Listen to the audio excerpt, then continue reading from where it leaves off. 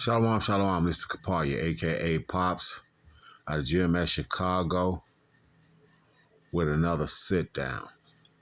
Before I get started, though, like always, I want to send all praises, honor, and glory out to Yahweh, Bahashem, Yahweh Shai, Bahashem, and Kakodash, to the apostles and elders of GMS out of New York, elder bishops out of Connecticut, the roving apostles of Rakar and the Ramlab, and the travelings of distinguished gentlemen such as Elder Big Gad, just to name a few. I want to send double honors because these men do rule well. For the brethren around the world, pushing this truth uncut, unfiltered, giving you the good, the bad, and the ugly of the scriptures, correctly breaking down the good, the bad, and the ugly of the scriptures and the interaction that they're going to have with the people on the planet. I send salutations. For the hopeful elect, I hope this is edifying. For the Akwath, the few and the true that still listening, so say the chair to keep doing so. But for the scorn and scoff for reprobate 2/3 Israelites and 17 other nations who are in the midst of Jacob's trouble, it's going to get worse. Okay, so with this, ABC News. Kentucky Senate passes bill to grant the right to collect child support for unborn children. This was back on March the 5th, so that's 5 days ago. The Republican-led Kentucky Senate has voted to grant the right to collect child support from unborn children. Now, how do you do that? How do you do a DNA to even get that to occur? How do you even determine who the father is? By word of mouth? How many times have we seen women accuse men of being the father of children only to have the DNA test finally come out and they're not the biological father of the child? So now you're going to put this person on the hook for a year or so to pay child support to a person that it wasn't even their child for? Huh?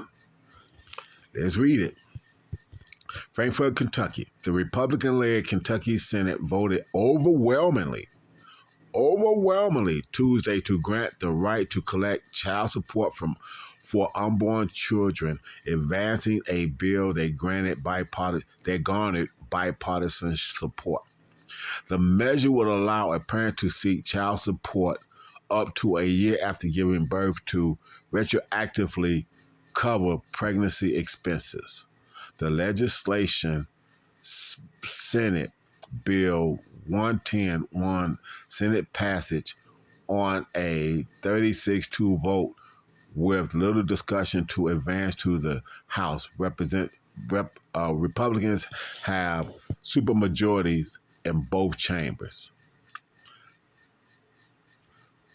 So let's just read this again. The measure would allow a parent to seek child support up to a year after giving birth to retroactively cover pregnancy expenses.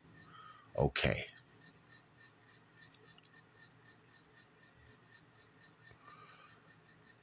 Okay, well, you know what? I'll say it this way then. I hope that this is saying that once paternity of who the biological father is, then they saying you can go back and try to get that child support for that time leading up to the actual birth of the child. But other than that, it's crazy. But how are you going to, for unborn children? How are you going to collect child support for unborn children? I mean, it sounds so fucking far-fetched, okay? But let's go a little further. Republican State Senate Whitney Westerfield said after that, the broad support reflects a recognition that pregnancy carries with it an obligation for the other parent to help cover the expenses incurred during those 9 months. Westerfield is a staunch abortion opponent and sponsor of the bill. Okay. I believe that life begins at conception, Westerfield said while presenting the measure to his colleagues. But even if you don't, there's no question that there are obligations and costs involved with having a child before that child is born. The measure set a strict time limit, allowing a parent to retroactively seek child support for pregnancy expenses up to a year after giving birth. So if there's not a child support order until the child 8, this isn't going to apply, Westerfield said when the bill was received recently in a Senate committee. Even at a year and a day, this doesn't apply. It's only for orders that are in place within a year of the child's birth. Okay? Kentucky is among at least 6 states where lawmakers have passed proposed measures to a Georgia law that allows child support to be sought back to conception. Georgia also allows prospective parents to claim its income tax deduction for dependent children before birth. Utah enacted a pregnancy tax break last year, and various of those measures are before lawmakers in at least a handful of other states. The Kentucky bill, excuse me, the Kentucky bill underwent a major revision before winning Senate passage.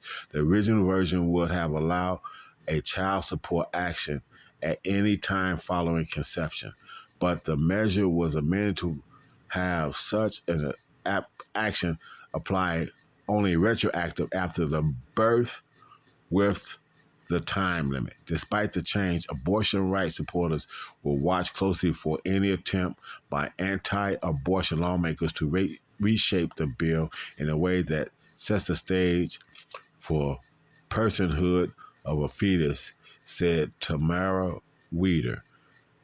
The Kentucky State Director for Planned Parenthood Alliances advocates the measure still needs to clear a House and the full House. Any House change would send the bill back to the Senate. The debate comes amid the backdrop of a recent Alabama Supreme Court ruling that frozen embryos are legally protected children, which spotlighted an anti-abortion movement long-standing goal of giving embryos and fetuses legal and constitutional protections on par with those of the people carrying them.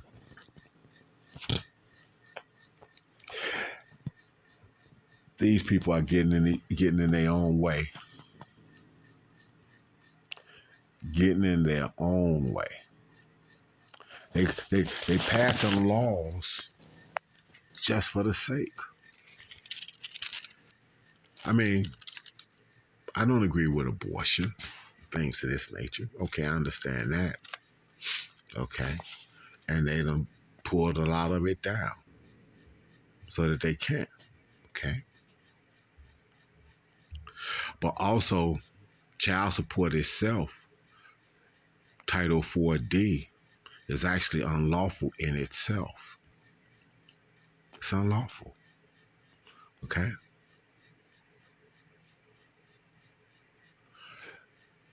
They stack the odds against the man, among other things.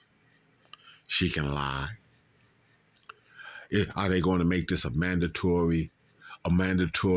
Because they put child support on people, and they don't even have the DNA test to prove that that's the father. So now, how do they work? How do they rectify that? See, all these things that are still up in the air now, they go add this into the mix of that. So is that going to make this mandatory DNA testing to be able to enforce this? Is the question. But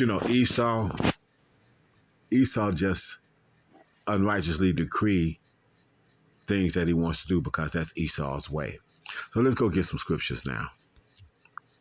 Okay, because I read that. So now let's go get some scriptures because so you can see that this is what Esau does, though. Anyway.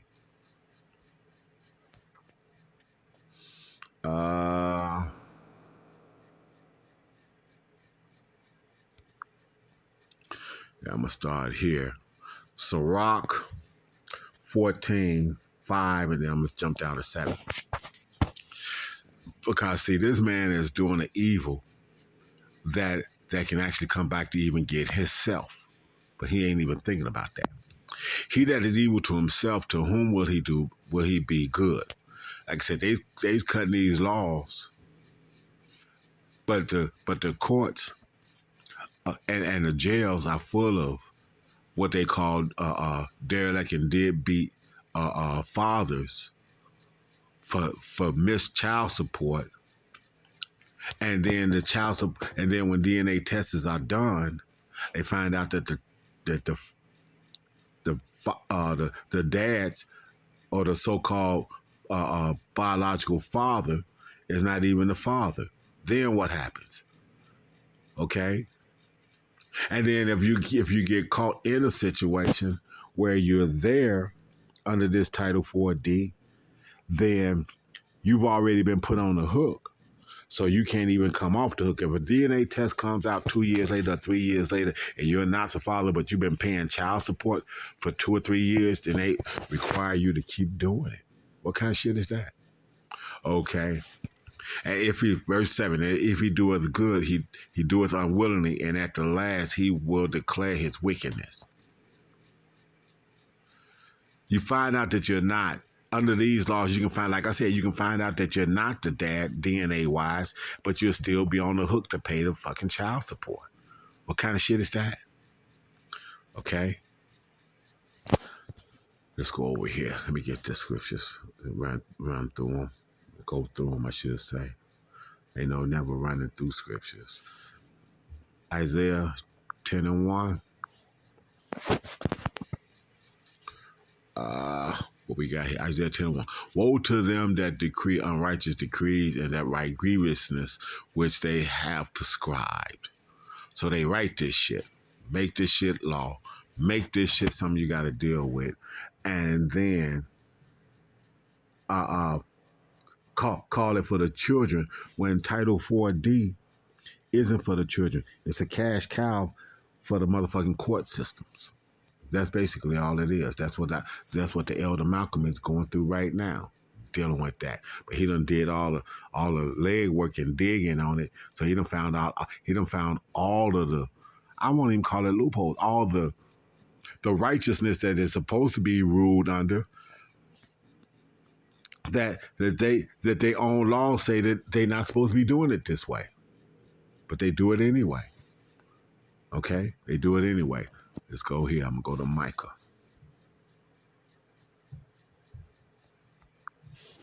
2:1. Micah 2:1. Woe to them that devise iniquity and work evil upon their beds.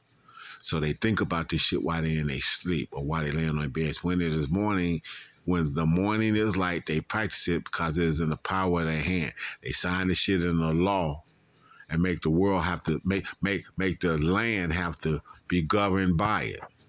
Okay? That's what this Edomite does. This is Esau's decree. Esau's unrighteous decrees. This is his way, Esau's way. Okay? This is what they do. Let me go and get another scripture. Psalms 36. And you can see I'm kind of all over the place, but that's how a prophet is supposed to do it. So you can't say it's me. I can say, how can you say I'm saying the wrong thing when I'm bouncing around into all these different prophets and men of old that have written these things, and now you want to tell me that it's me? Okay. Psalms 36:4. He devises mischief upon his bed. He setteth himself in a way that is not good. He abhorreth not evil. So this Edomite doesn't hate evil. He loves evil. He embraces it. He lays in his bed and think about it. And when he figures out a way that he thinks will work, he practices it. But now it's falling apart on him. Okay? It's falling apart on him. And the coattails are being poured on it all the time now. Psalms 94 and 20.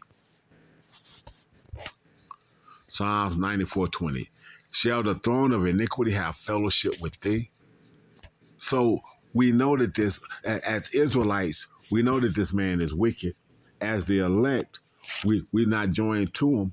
But how is the rest of our people so caught up in the bullshit that he has? They can't feel that this is wrong? No, because the Lord has blinded them. And if the blind leads the blind, they both shall fall into the ditch. The Edomite is blind in the fact that he thinks that he's going to get a chance to pull off his wickedness and get away with it. And the 2/3 Israelites and the 17 other nations or the 16 other nations who are in the midst of that, they follow in suit as well. And go get caught in the same destruction that is decreed for this Edomite. Okay? And they frame it, mischief shall the throne of iniquity have fellowship with thee, which frameth mischief by a law. Like I said, they write this shit in the law that is wrong and wicked and evil, and then tell you that this is the law of the land. This is how you're supposed to deal. Let's go get another one. Job 18:10. The snare is laid for him in the ground, and a trap for him in the way. This man is laying traps for even his own people now. These Edomites doing the bidding of the Rothschilds, the Oppenheimers, the Bilderbergs, the DuPonts, and the Getty are leading traps that's even going to catch up the Edomites, them lesser Edomites themselves. The 1% don't have to worry about going to court to deal with child support and all that other kind of shit. But it's going to catch up these other Edomites that's out here in the world. Okay? Period. He sets himself up. He sets up even his own kind to get popped off and caught up. Psalms 64 and 5. Psalm 64 and 5. They encourage themselves in an evil matter. This is Congress, Senate, sitting up here, House of Representatives and Senate, talking themselves, bipartisan, so this is both parties, talking themselves into writing up wicked-ass motherfucking decrees and passing them into law. They encourage themselves in an evil matter. They commune of laying snares privately. They say, who shall see them? Well, now everything is being exposed, so now all your bullshit that this Edomite does is being exposed and put out here in the world to see. And being torn down because the scriptures are set for that. A reproof, a rebuke. This is a reproof and rebuke of Esau's systems and what the fuck he does. And the word is not going to come back void. So this is hitting the airwaves as it is. And it's going to, and what is it going to create? It's going to create dissension and fucking conflict between the haves and the have-nots, which is going to create another stem of order, chaos. So these elites think that they can get the order out of chaos. They can create an issue and a situation and then bring in the solution. Everything leads back to the prophecies that these scriptures have been saying and the men have been pushing and teaching for years now. Starting with Abba Bivens and all the way up to today through King Mashah, Apostle Tahar, Gabar, Aramlab, and Rakar, elder bishops such as Elder Manatazak, and so on and so on.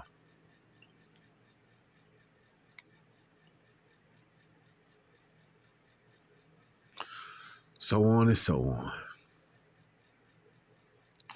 So who shall see them?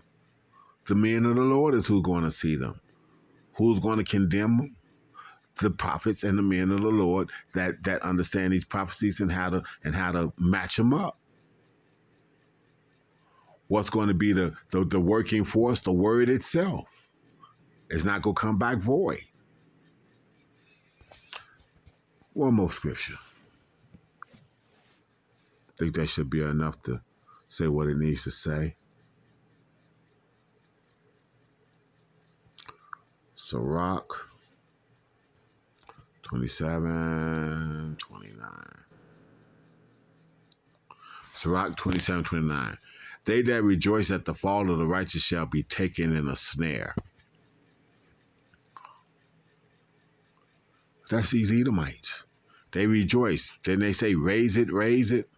When Jerusalem was being taken, destroy it, destroy it. So they got to be taken for that. And anguish shall consume them before they die. And these Edomites are got to go through it. They got 1,000 years of hardcore slavery, and the 17 other nations, the 16 other nations that's going to be hooked to them. The only people that's going to be happy for the first 1,000 years of the kingdom of heaven on earth is going to be the Israelites. Everybody else is going to be going through hardcore slavery.